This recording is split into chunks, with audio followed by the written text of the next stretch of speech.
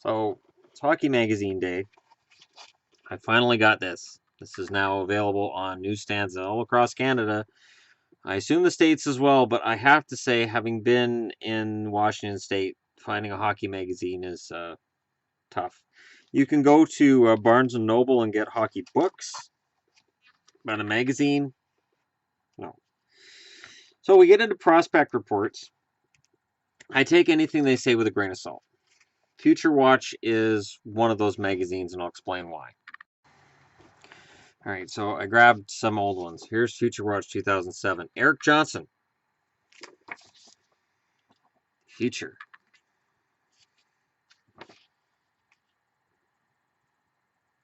They have an article here on this kid, Jakub Voracek, who played for Halifax. They project the top 10 for the 2007 entry draft: Patrick Kane, James Van Riemsdyk, Kyle Alsner, Kyle Turris, Sam Gagner, Angelo Esposito, Alexei Sharapanov, Jakub Voracek, Brandon Sutter, and Keaton Ellerby.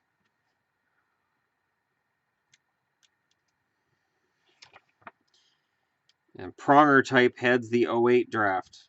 Colton Tubert, the next Chris Pronger, according to this magazine. 2008 NHL draft watch list: Kyle Beach, Michael Bodker, Michael Del Zotto, Drew Doughty, Anton Gustafsson, Jimmy Hayes, Alex Pietrangelo, Jan Sauve, got hit by a car, Steven Stamkos, and Colton Tubert.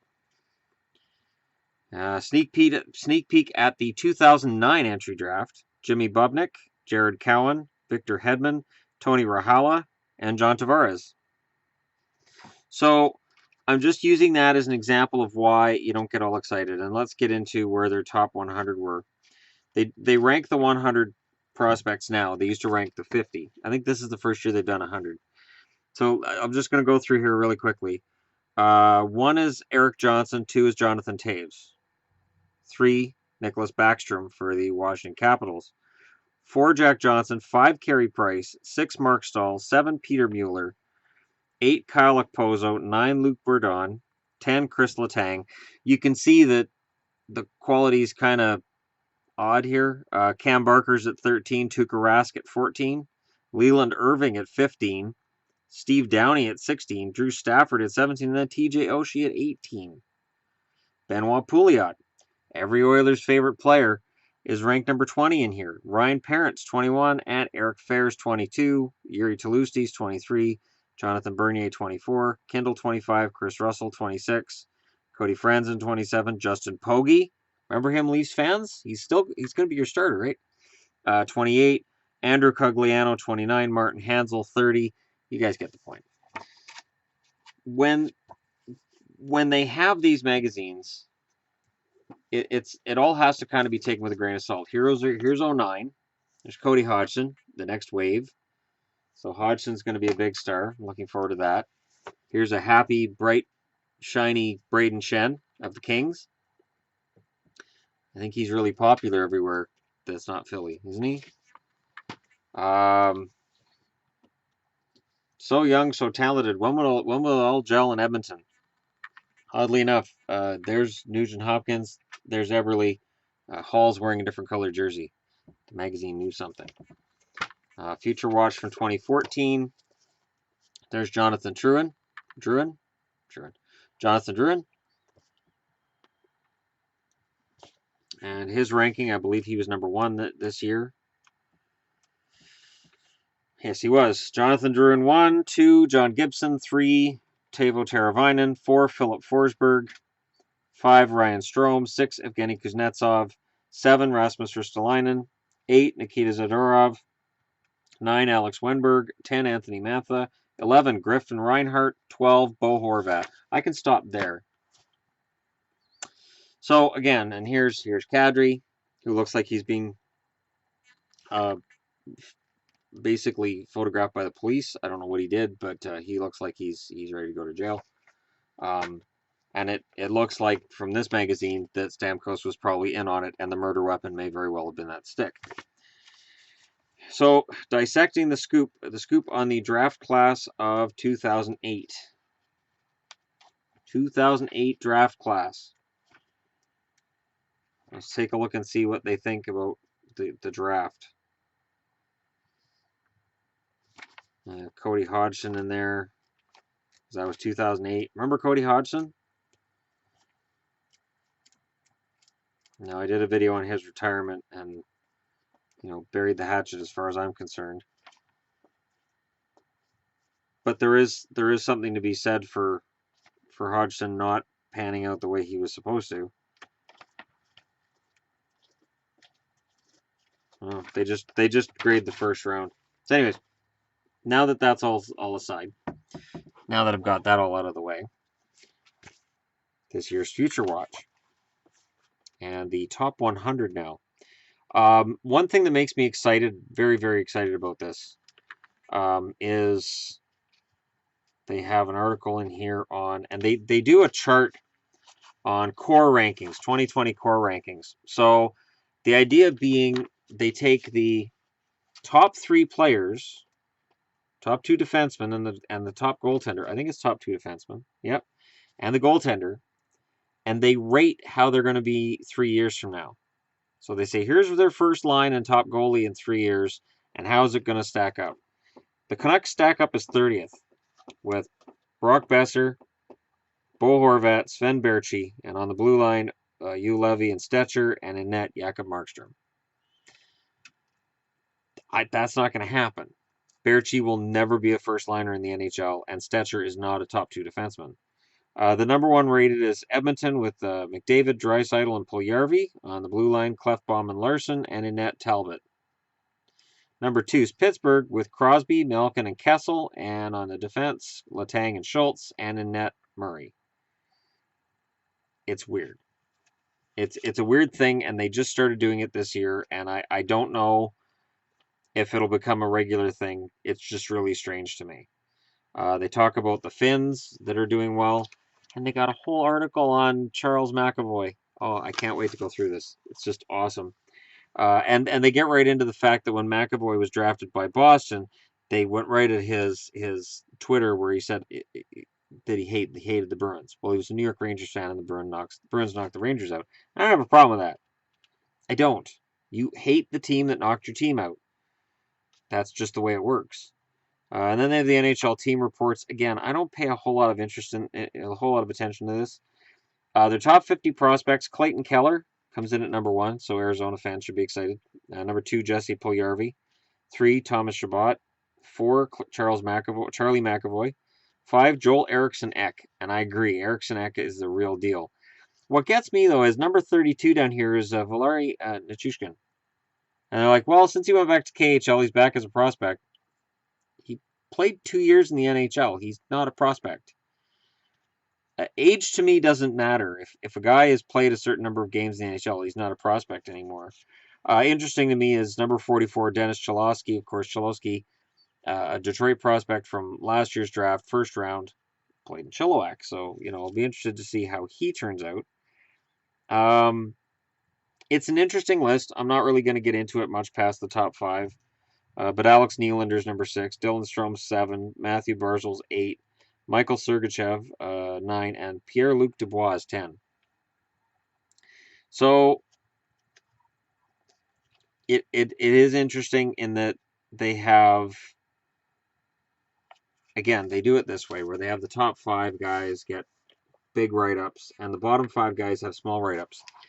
And I've gone through those magazines in old videos. We're talking like last summer, and gone through the fact that a lot of the lesser lights end up being just as big as stars as the big guys. So I'm going into Future Watch 2010, where Nazem Kadri was a rookie, freshly out of jail for whatever him and Stamkos had just done.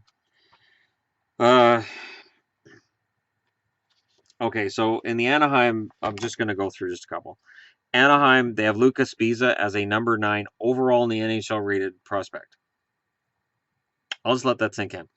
Kyle Palmieri, they have rated as a 70th overall. And outside of that, you have Peter Holland at 3, Jake Gardiner at 4, Nick Deschamps at 5, Nick Bonino at 6. And all it says is stock continues to rise as Junior is at point per game pace again with Terriers, Boston University. Brandon McMillan at 7, Igor Bobkov at 8, Justin Schultz at 9. and Sami Vatanen at 10. So when any of you people go out and buy this magazine and come onto my channel and go, well, Hockey News isn't rating these guys highly. I don't care. I can go into any draft magazine. I can go into any prospects magazine. I don't buy that magazine to go, hey, clearly they're right. I go into it and look through it because it is fun to see 300 prospects profiled. So I'm just going to pick just a random team again. Montreal. PK Subban is rated 17th overall. So they rated Spiza higher than Subban. Let that sink into the brain. Danny Cristo is 35th overall. He's number 2 rated. Louis LeBlanc at 41st overall. So they rated him higher than Paul Palmieri. Ryan White at 4. No rating on him. Yannick Weber at 5. Eunice Natanen at 6. Matthew Carl at 7. Mac Bennett at 8. Cedric Desjardins at 9. And Ben Maxwell at 10. That's a hurting lineup. Let me just find somebody else here. No. We're not getting into the game of pro scouting. Tampa. Carter Ashton was their number 1 prospect at 71st overall. Kari Ramo was 2nd. 3rd, Richard Panik. Dustin Tokarski at 4. Alex Hutchings at 5. Yaroslav Janis at 6. Blair Jones at 7. Ty Wishart at 8. Dana Tyrell at 9. And Matt Lashoff at 10. So that's just examples of what they're pushing back then. The ratings are fun. And again, I'm just speaking to people who may want to pick this up. Don't get hung up on it. Most of these guys haven't played in the NHL yet. We don't know who's gonna excel. If we did, Stetcher wouldn't have been a free agent pickup. If we did, undrafted guys who get signed to contracts wouldn't play in the NHL because 30 teams twice passed over them in 7 rounds. So 14 rounds, no team said, you know what, we're going to take a shot at that kid. And it is an interesting story to tell, and eventually I'm going to get into that again. The guys who don't get drafted that make the NHL and excel when they get there, because I have a lot of respect for those guys. I have a lot of respect for a player who busts his ass in junior hockey or on the U.S. National Development Program, doesn't get drafted, keeps busting his ass, doesn't get drafted again, and rather than doing what a lot of people would do, which is say, I'm just done. I'm not going to reach the NHL. I'm going to go get a career as something. They say, you know what? I'm going to keep playing hockey. I'm going to go to college. I'm going to go to university, but I'm going to keep playing hockey. They go to Boston University. They play hockey. They get their education, and they come out ahead. And suddenly, after 2 years in college, university, teams are bidding for their services. How much do you want? You look at what Jimmy Vesey did this past summer. That's what happens. And of course, you can debate whether Vesey's been a success or not. I think he's been a success for the fact that last time I checked, he had 14 goals, 24 points, which is 24 more points than he would have scored if he hadn't been signed as a free agent. And it's a free agent. It's a free signing. It's a guy that the Rangers got under contract and they didn't have to give up assets to get him. Buffalo gave up assets to talk to him. Nashville spent a draft pick on him. So the Rangers came out ahead, no matter what way you slice it. It's interesting to me that Puljujarvi's still number 2 in there. I think Puljujarvi's in no man's land. And they get into that. They also get into Jake Virtanen and how, he showed up out of shape in training camp and got sent down, and there have been problems with his attitude, and they get into that. So I find out stuff looking through Future Watch magazines that I may hear on TSN and Sportsnet in passing. For me, it's different when I read it in print. It's different when I read it in print. And then I can go back and read it again. When I get these magazines, I read them a lot. Like, I will go through this magazine quite a bit. And usually what I'll do is I'll pick out a prospect for each team and say, I'm going to keep an eye on this kid. Because I look at their size, I look at their stats, where they're playing, like which league they're in. I look at what the scouts are saying, because I trust a scout's word over a GM's in a lot of cases. Because the scouts are usually spending all of this energy and time, and this is their job. Like, is part of a GM's job, But a GM can be shitty at scouting, really good at free agents, really good at trades, and it hides that they're shitty at scouting. But for a scout, if you're shitty at scouting, you're done unless you're Ron DeLorme. And then I don't know how to explain how long Ron DeLorme's been a scout for the Canucks. I can't even speak.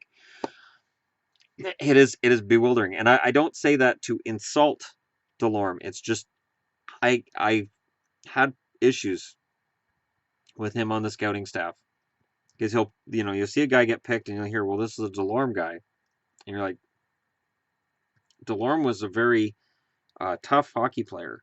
You would not have wanted to meet him in a dark alleyway if he was pissed at you. But for me, Thomas Gradine's been the better scout, and a lot of former players have been better scouts for Vancouver. I don't know how he kept his job as long as he has. I think he's still a scout with the Canucks. I know he's not the chief scout anymore. I know he's lost that spot, but I'm pretty sure he's still a scout. Anyways, I'm getting sidetracked. My intention is to go through this. All right. Go through this. Go through different websites and whatnot, and then once we get into playoff territory, for fans of teams like Arizona, Colorado, Carolina, Vancouver, you may say, well, hockey guy, I'll see you in September. This magazine is going to be giving me something to talk to those fans about. But I'm going to touch on it. I'm going to touch on it regularly. I mean, I told you guys the top prospects. I try not to go just from the magazine, because then all I'm doing is just buying a magazine and reading it to you guys, which doesn't interest me any more than it should interest you guys either. But for me, this is when hockey becomes real. This is, I love watching it on television, but when you watch a player develop, that is part of what to me is the most fun. Especially when you pick a guy, like, for instance, let me take a look here. Arizona Coyotes. Clayton Keller, Dylan Strome, Christian Fischer, Anthony DeAngelo, Nick Merkley, Kyle Wood, Lauren Dauphin, Adin Hill. Now, Adin Hill is playing for Tucson, .917 save percentage, 76th overall draft pick in the 2015 draft. I would, based on the fact that in old NHL games on the EA Sports, Adin Hill developed into a pretty good goaltender. I'll be interested to see how he does, because Phoenix has an opening for a goaltender. I don't see Mike Smith playing out the entire contract. I don't. And Hill's 20. He's 6'4", 198 pounds. He has the size. His stats are not embarrassing. So, or no. Yeah, no, he's 6'4". Just right next to him, the guy's 6'4" as well. They got some big boys in Arizona. Ryan McInnes is big too. And I think Ryan McInnes is a checking line guy, and I don't think he's ever going to be a scoring player, which is sad because with the name McInnes, you should be. But that's just the one that sticks out to me is Adin Hill in Arizona. Let me just go to one more, and then I'll look at it quits. Florida. Henrik Borgstrom, Ian McCoshen, Sam Montembeault, Jace Hawryluk, Michael Downing, Maxim Mammon. The Panthers would like to sign Mammon from the KHL, but no, that won't be easy. So he's 22, 6'1", 170 pounds. Decent totals for CSKA Moscow. Playing for CSKA Moscow is good, because that's the old Red Army. Pretty sure that's the old Red Army. So that's a good sign. Adam Masherin, undersized elite scorer who's been lighting up the OHL ranks. So he's 5'9", 197. 197 pounds. That's solid. So he's smaller, but he's solid. 197 pounds at 5'9". That's a solid kid. He's either solid or he's overweight. I'm going with solid here. So that would be the one in the Florida pipeline that I would look at. That's what I do, and then I'll cross-reference what they have in the book here with stuff I read online, and go, all right, well, so that's the fun of Future Watch. I highly recommend buying it. Getting back issues If you can find them on Amazon, pick them up. If you can find them on eBay, pick them up. Because old magazines are, as I've said before, a snapshot of how things were 2, 5, 10, 15 years ago. And it's fun to look back and go, oh, they were really wrong on this kid. They were really right on this kid. Or in my case, I'll pick a horse and ride it to the end. And sometimes I'm right, and sometimes I'm wrong. But it's fun when you're right. So let me know in the comments below what you guys think. And don't forget to hit like and subscribe if you're browsing your way through. And let me know what information in here you guys are most curious about, because I'll definitely do articles on it. Like the Charlie McAvoy article is really interesting. There's other interesting articles in here as well.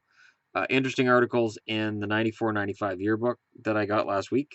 I'm constantly getting this stuff so that I learn as much as I can for when I do these videos, so that I at least know as much information as possible before I do said videos. So anyways, so it's just a little bit of fun. Let me know what you guys think, and I'll talk to y'all again soon.